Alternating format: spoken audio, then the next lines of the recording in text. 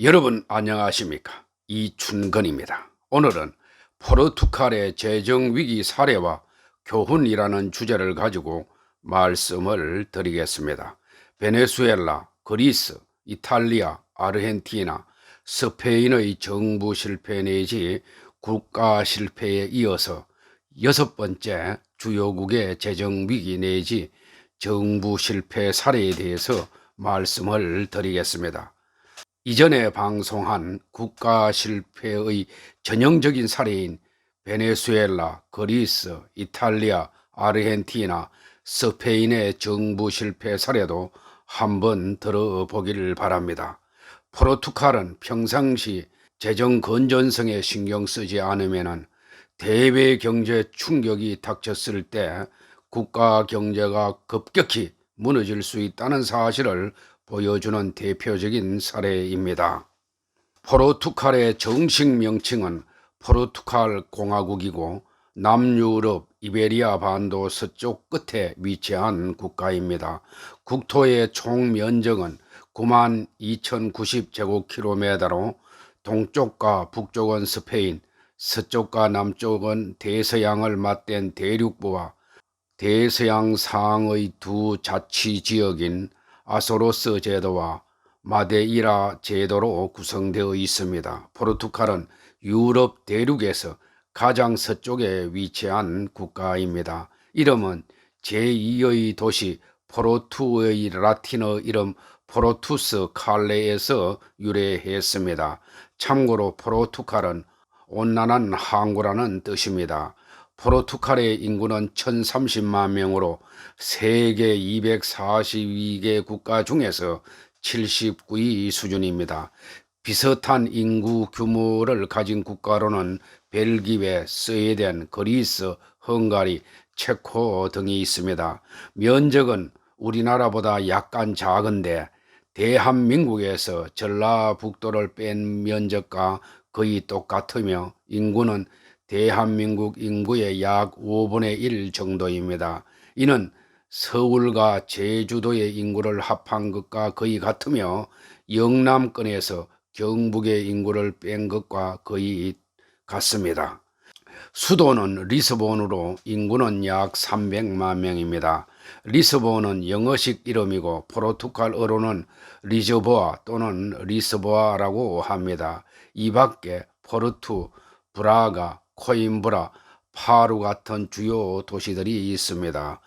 포르투는 일하고 코임브라는 공부하고 브라가는 기도하고 리스본에서 즐긴다라는 말이 있을 정도로 도시마다 다른 분위기를 느낄 수가 있습니다. 포르투갈은 2020년 은퇴하고 이민 가고 싶은 나라 1위에 선정되었고 50만 유로만 부동산에 투자하면 골든 비자를 발급받아 5년 후에 영주권을 주기 때문에 많은 사람들이 이민을 가는 국가입니다. 주 신청자의 투자만으로 배우자와 자녀는 물론이고 부모님까지 동반할 수 있는 3세대 이민이고 자금 출처 정빙 의무도 없습니다.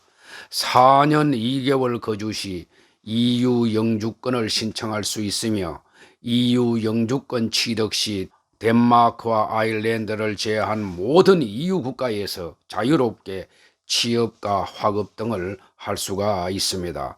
골든 비자 취득 5년 후에 선택에 따라 영주권 또는 시민권을 신청할 수가 있습니다. 저렴하고 우수한 국제학교들이 있으며 초등학교와 고등학교에서 영어 교과 과정을 이수하도록 하고 있습니다. 포르투갈은 과거 나는 새도 뚝 떨어뜨릴 정도였고 해양 무역이 활발했을 시기에는 위세가 상당한 국가 중 하나였습니다. 인도로 가는 항로를 찾기 시작하면서 유럽인들의 대항해 시대를 열었습니다. 대항해 시대는 15세기에서 16세기 유럽인들이 항해수를 발전시켜서 아메리카로 가는 항로와 아프리카를 돌아 인도와 동남아시아, 동아시아로 가는 항로를 발견하고 최초로 세계를 일주하는 등 다양한 지리상의 발견을 이룩한 시대를 말합니다.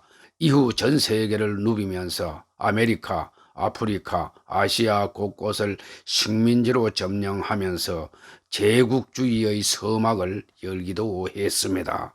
당시 교황의 중재 아래 스페인과 토르데시아스 조약을 체결해서 전 세계를 양분할 정도의 해양 강대국이었습니다. 남아메리카의 브라질, 아프리카의 앙골라, 모잠비크, 기니비사우, 인도의 고아, 중국의 마카오 등이 포르투갈의 식민지였습니다. 하지만은 식민지에 대한 과도한 의존으로 부작용도 많이 생겨났고, 조왕 6세 시절에는 페드로 왕세자가 최대 식민지였던 브라질을 차지하고 포르투갈로부터 독립을 선언하면서 영향력이 줄어들기 시작했습니다. 이후 유럽의 이류 국가로 전락해서 강대국들 간의 패권 경쟁에서 소외되었습니다. 그나마 기니비사우, 앙골라, 모잠비크 등 아프리카 지역과 동티모로, 마카오 등 아시아 일부 지역의 식민지 해외 영토들만을 유지하면서 20세기까지 유지했지만은 이 와중에 혁명과 군부 쿠데타, 36년간 집권한 독재자 살러자라와 카에타누 치아의 독재 정권을 겪었습니다.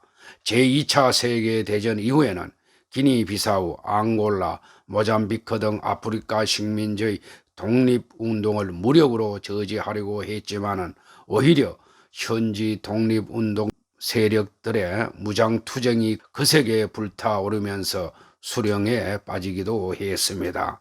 식민지 전쟁에 막대한 국가재정과 병력들이 투입되면서 힘이 상당히 분산되었고, 결국 1974년 카네이션 혁명으로 독재 정권이 무너지면서 민주화가 되었습니다.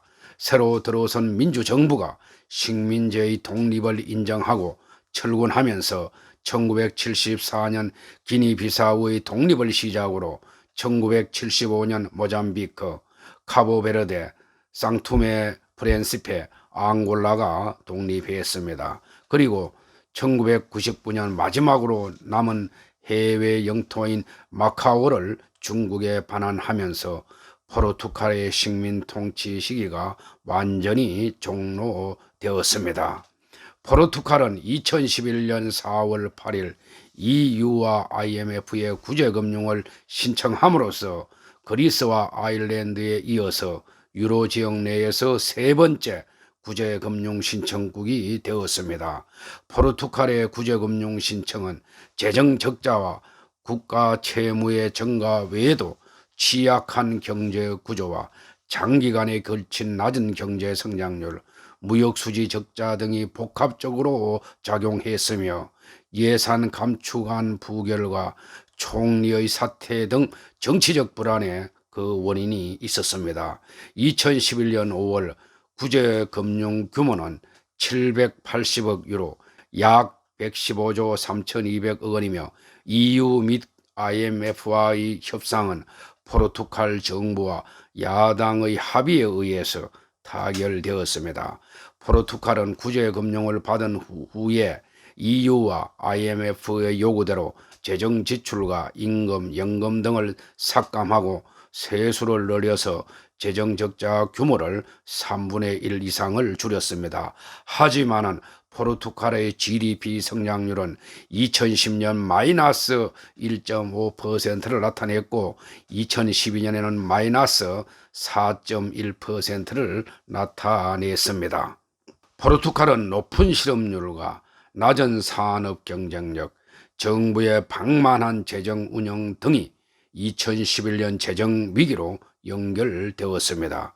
포르투갈의 위기설은 그리스의 구제금융 이후 대규모 채권 만기가 도래할 때마다 지속적으로 대두되었으며, 2010년경 10년 만기 국채금리 60일 이상이 7%를 상회하면서 구제금융 신청이 불가피한 것으로 평가되었습니다.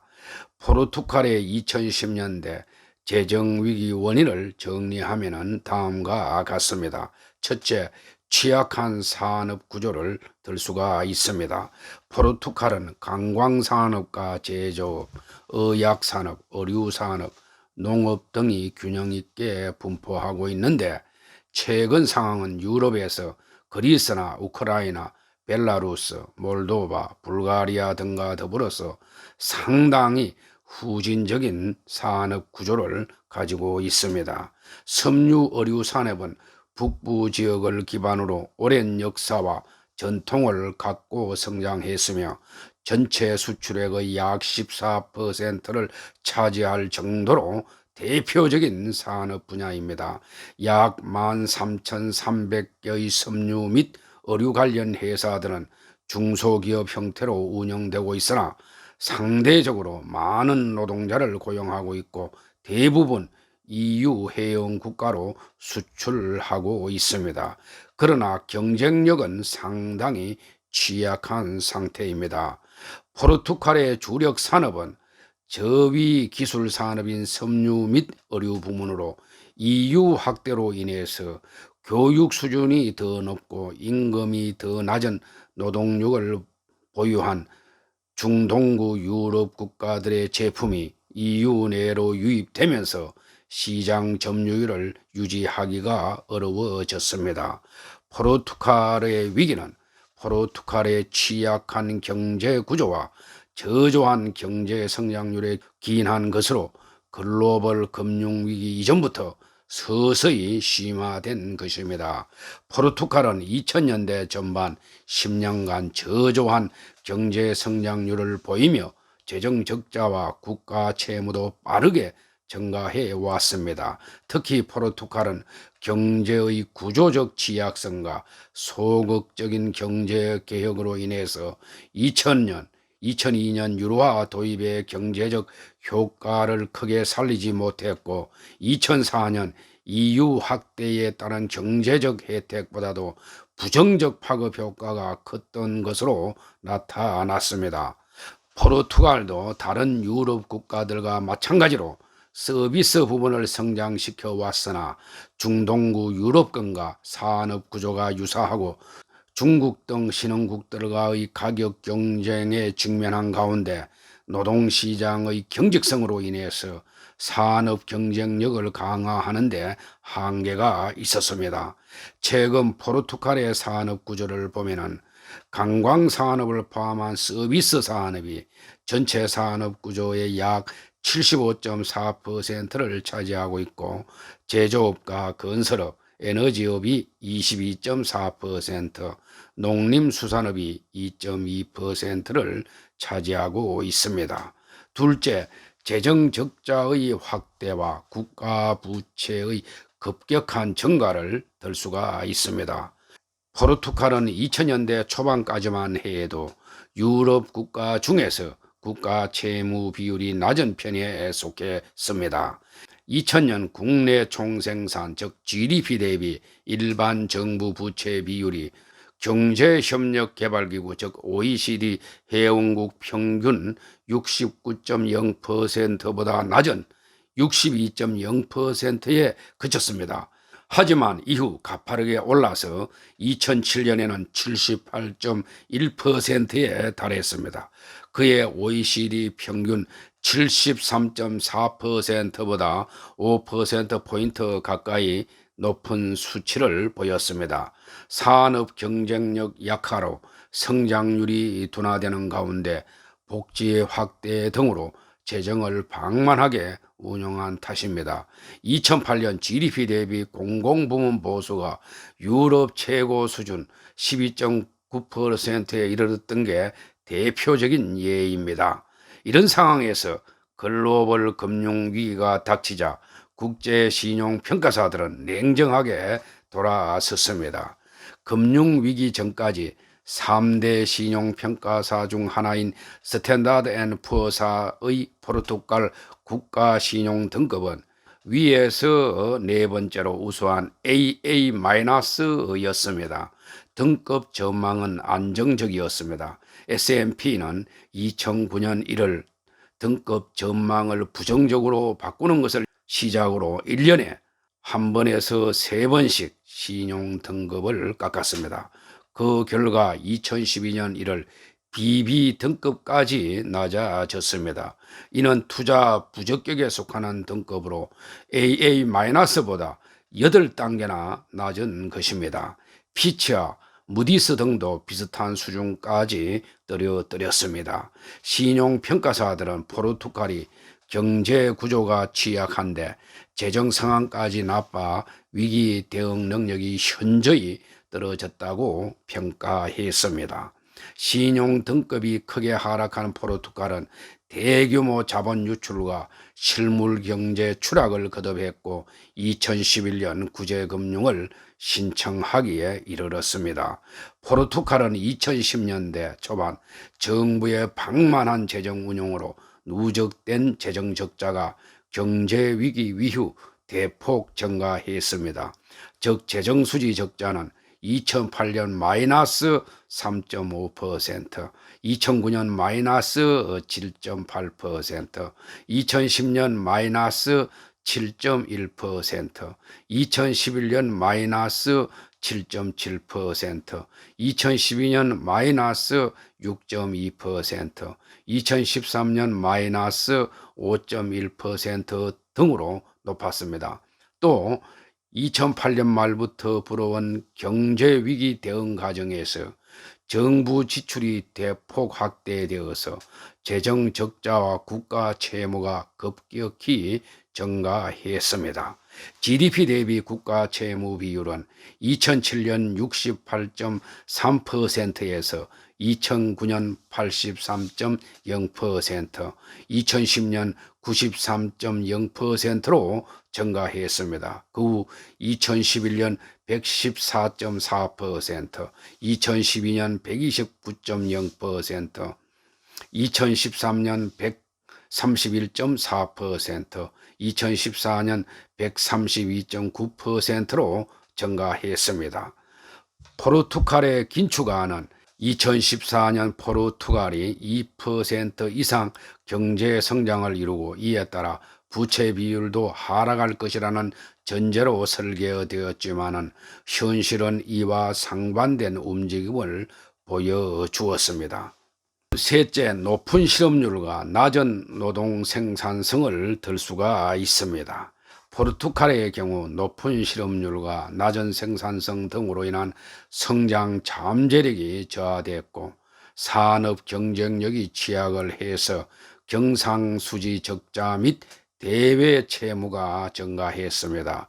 포르투갈은 강성노조 등 경직적인 노동시장 구조로 실업률이 2010년 기준 11%로 높았고 특히 전체 실업자 가운데 장기 실업자 비중이 55%를 초과하는 등 시장의 활력이 떨어졌습니다. 실업률은 2008년 7.6%, 2009년 9.5%, 2010년 11.0%, 2011년 10.3%로 높았습니다. 경직적인 노동시장 구조는 노동 생산성 증가의 장애 요인으로 작용했으며 결국 산업 경쟁력의 저하로 이어져서 만성적인 경상수지 적자의 원인이 되었습니다. 포르투갈은 2009년 기준 취업자 1인당 노동 생산성은 52,089달러로 OECD 국가 31개 국가 중에서 25위를 기록하여 상당히 낮은 수준을 나타냈습니다. 1위는 룩셈부르크로 11만 8,466달러이고 2위는 노르웨이로 10만 3,160달러, 3위는 미국으로 9만 6,473달러였습니다. 우리나라는 5만 6,374달러로 OECD 31개 국가 중에서 23위를 기록했습니다. 또한 OECD 국가 34개 국가의 2013년 시간당 노동 생산성을 보면은 룩셈부르크가 69달러로 가장 높았고 그 다음 노르웨이가 63.8달러, 미국이 56.9달러, 벨기에 52.5달러로 높았고 한국은 29.9달러로 25위, 포르투갈은 26.7달러로 28위를 나타냈습니다. 이때 OECD 평균은 40.5달러였습니다. 2017년의 경우는 아일랜드가 88달러로 가장 높았고, 그 다음 노르웨이와 룩셈부르크가 80.4달러로 높았습니다. 우리나라는 34.3달러이고 포르투갈은 32.3달러로 낮았습니다. 넷째, 유로 지역으로의 편입과 경상수지 적자를 들 수가 있습니다. 포르투갈은 유로 지역 편입으로 인해서 낮은 금리로 자금을 확보할 수 있다는 장점이 있었으나 화환 위험이 감소되면서 경제개혁의 동기가 감소했습니다. 경제 통합에 따른 구조적인 문제점을 해결하고 장기적인 경쟁력 확보를 위해서 지급되는 EU의 구조기금과 결속기금을 적절하게 활용하지 못함으로써 투자보다 소비가 증가했으며 만성적인 무역수지 적자로 나타났습니다. 유로화의 사용으로 인해서 외화 충격에 대한 환율 조정 능력을 상실하고 경쟁력을 확보하지 못한 상태에서 실질 실효 환율의 상승으로 경상수지 적자가 지속되어 이를 해외 차입으로 보전했습니다. 결국 글로벌 위기 이후 경기가 완전히 회복되지 못하고 재정 적자 감축에도 실패하여 재정 건전성 악화로 구제금융을 신청하게 되었습니다. 2010년을 기준으로 볼 때 포르투갈, 그리스, 아일랜드, 스페인 등은 심각한 재정 수지와 경상수지 적자 문제를 나타내고 있었는 반면에 독일과 덴마크, 네덜란드 등은 양호한 실적을 보였습니다. 이와 같이 유로존 내에서도 실적 우수그룹과 저조그룹, 그리고 중간그룹 국가군 등으로 크게 나뉘어졌습니다. 중간그룹 국가군은 프랑스, 이탈리아, 벨기에 등을 들 수가 있습니다. 이러한 현상의 발생의 원인은 첫째, 유로존 내에서 통화정책과 재정정책이 분리되었기 때문입니다. 즉 통화정책은 유럽중앙은행에 의해서 시행되었지만은 재정정책은 각국별로 자율에 맡겨져 있기 때문에 유로존 내 재정정책의 동질성을 찾기가 어려웠습니다. 원래 재정정책이라고 하는 것은 각국의 정치, 경제, 사회 상황에 맞추어 실시됩니다. 따라서 개별 국가가 통화정책을 신축적으로 사용할 수 없는 상황에서 재정정책만이 경기 침체와 실업을 해소시킬 수 있는 유일한 대안이므로 경제 상황이 어려운 나라의 경우 재정 건전성은 확보되기 어려웠습니다. 둘째, 독일, 네덜란드, 덴마크 등 저물가 국가에서는 경상수지가 흑자이고 포르투갈, 그리스, 스페인 등 고물가 국가에서는 경상수지가 적자를 보이고 있다는 점입니다. 만일 단일 통화를 사용하지 않는다면 적자국들은 자국 통화를 평가절하하여 자국 상품의 가격 경쟁력을 제고시킬 수가 있지만은 단일 통화를 사용하는 유로존에서는 환율의 대외 불균형 조절 기능이 없기 때문에 회원국 간 경상수지 불균형이 심화되었습니다. 적자국의 경우 정부와 민간의 대외 채무가 크게 늘어났습니다. 민간의 대외 채무도 신용 위험이 높아짐에 따라서 정부가 직접 보증 등으로 상당 부분의 부담을 떠안음으로써 채무국들의 재정 상황은 더욱 악화될 수밖에 없었습니다.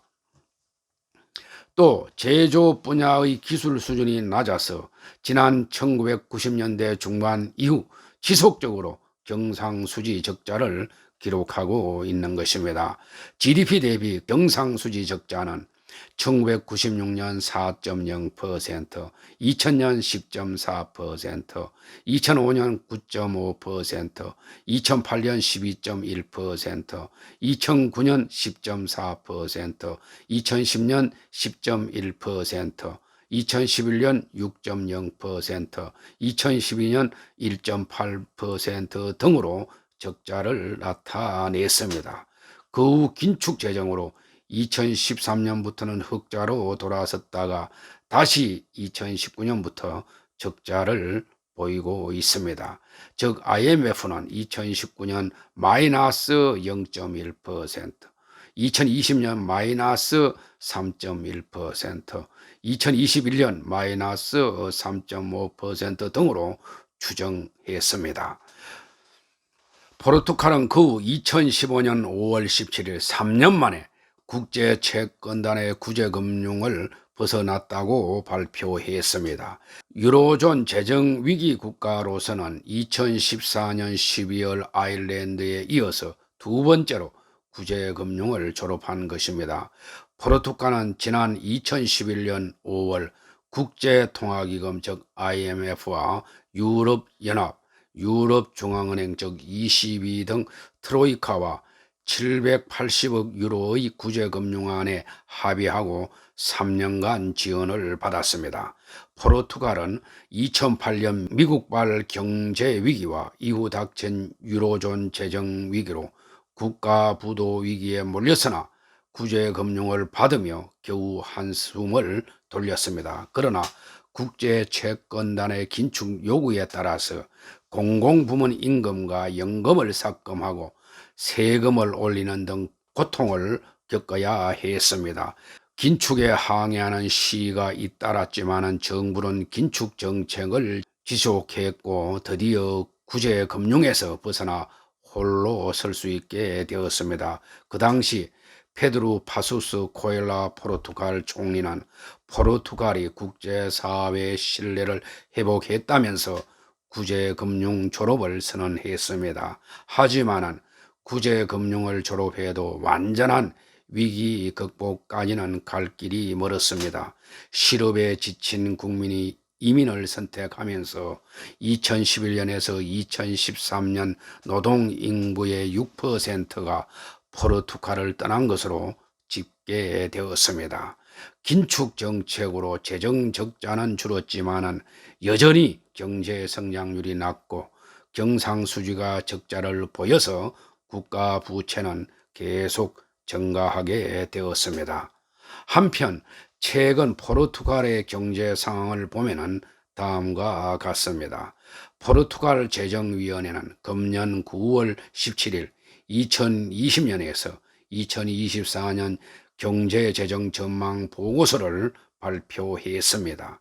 2020년 경제 성장률은 금년 초 발생한 코로나19로 예상보다 더 큰 피해를 입게 되면서 기존 전망치인 마이너스 7.5%보다 더 낮은 마이너스 9.3%까지 하락할 것으로 전망하고 있고 2021년부터 민간 소비와 투자 증가로 경제 성장률은 2021년 플러스 4.8%, 2020년 2.8%까지 회복할 것으로 보고 있습니다. 민간 소비는 정부의 가계소득 지원 및 기업 보조금 지원 정책에도 불구하고 가구별 소득이 급감하면서 올해 마이너스 8.9%까지 하락하겠으나 2021년부터 6.9%를 기록하며 회복세를 보일 것으로 전망하고 있습니다. 수출은 기업 대출금 상한 유예나 수출 기업을 위한 정부 보정 대출금 지원과 같은 정책이 수출 증가에 직접적인 영향을 주지 못한 것으로 나타났고 이에 따라서 2020년 수출은 전년비 마이너스 22.5%를 기록하며 큰 하락세를 보일 것으로 전망했습니다. 실업률은 2019년 6.9%를 나타냈고 2020년 즉 금년은 코로나19로 인한 기업 영업이 위축되어 작년에 비해 큰 폭으로 상승한 10%를 기록할 것으로 전망되지만은 2024년까지 천천히 상황이 호전되면서 6.8%까지 낮아질 것으로 전망하고 있습니다.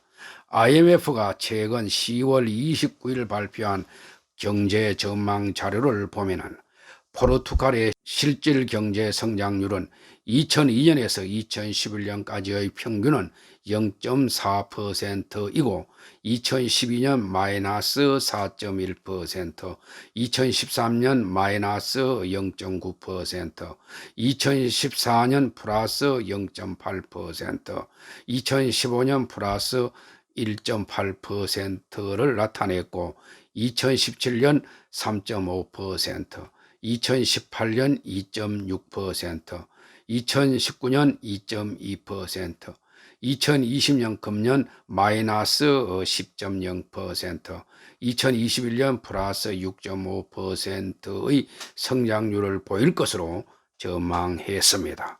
또 IMF가 최근 전망한 포르투갈의 일반 정부 부채 즉 D2는 2018년 122.0%, 2019년 117.7%를 나타냈고 2020년 137.2%, 2021년 130.0%로 전망하고 있습니다. 또한 포르투갈의 재정수지도 2017년 마이너스 3.0%, 2018년 마이너스 0.4%, 2019년 플러스 0.2%를 보였고 2020년 마이너스 8.4%, 2021년 마이너스 2.7% 등의 수치를 보일 것으로 전망했습니다. IMF는 금년 포르투갈의 실업률도 13.9%로 전망하고 있습니다. 포르투갈은 경상수지 적자로 여전히 국가 채무 비율이 2020년 137.2%로 높고 청년 실업률도 상당히 높아서 아직 상당히 어려운 국면을 맞이하고 있습니다. 특히 최근에는 코로나19의 영향으로 관광산업도 크게 위축되어 더 큰 어려움을 맞이하고 있습니다.